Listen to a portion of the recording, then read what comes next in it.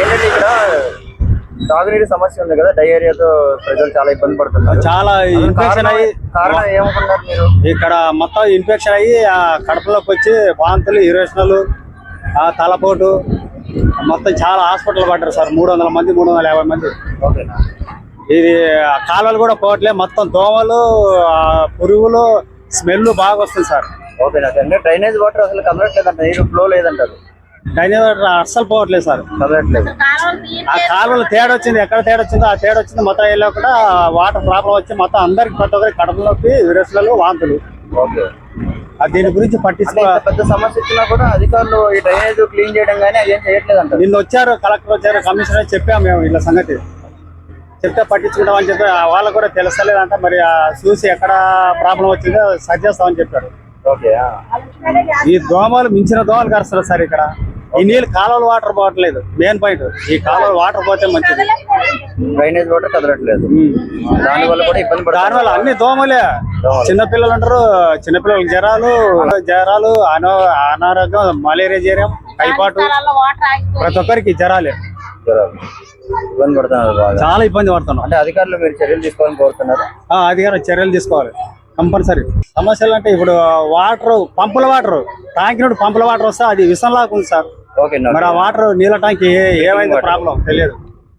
అందరు ఈ నీళ్ళే తాగుతున్నారు చాలా మంది.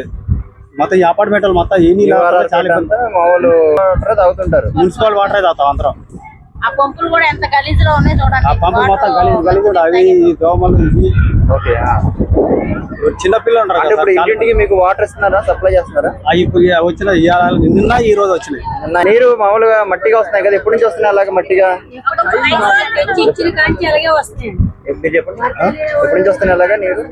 నీరు చాలా లేదు సార్, పంపులు నీళ్ళు. అదే మురిగ్గా వస్తున్నాయి కదా మట్టి. వినాయకుడి పండుగ కానట్టు వస్తున్నది. వినాయక పండుగ అప్పటి నుంచి ఇలా వస్తున్నాయి మొత్తం. కానీ అధికారులు పట్టించుకోలేదు. అధికారులు చెప్పలేదు. అధికారులు ఈ ఇన్ఫెక్షన్ అయ్యాక చెప్తున్నారు అంటే వాటర్ ప్రాబ్లం అని. అంటే డయేరియా అయ్యి జనాలు ఇబ్బంది పడితే గానీ వాటి గురించి పట్టించుకోలేదంట. జనాలు ఎప్పుడు పడిపోయారో అప్పుడు వచ్చారు మొత్తం ఆఫీసర్ మొత్తం.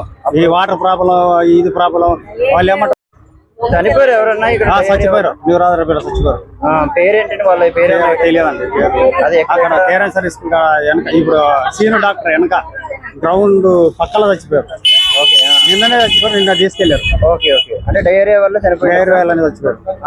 హాస్పిటల్ తీసుకెళ్లి మళ్ళీ తీసుకొస్తే మధ్యలో చచ్చిపోయాడు. ఇంకెవరన్నా ఉన్నారో? ఒకళ్ళైనా పేషెంట్ ఒక్కరే చచ్చిపోయారు, కానీ అందరు హాస్పిటల్ జాయిన్ చేశారు.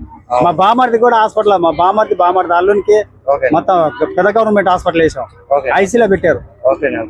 అంత తీవ్రమైన చాలా వాంతులు, ఇరేషన్లు, అసలు చీరల మీద పట్టుకెళ్ళామండి. అంత ఇబ్బంది అయింది, అంత ఘోరమైన. అంటే ఇంకా పూర్తి స్థాయిలో అధికారులు చర్యలు తీసుకోవట్లేదు అంటారా? ఎంత జరిగినా కూడా తీసుకుంటామంటున్నారు వాళ్ళు.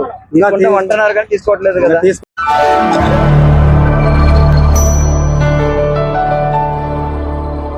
Thank you for watching the video and please subscribe Virat Media. For more updates, click on the bell icon.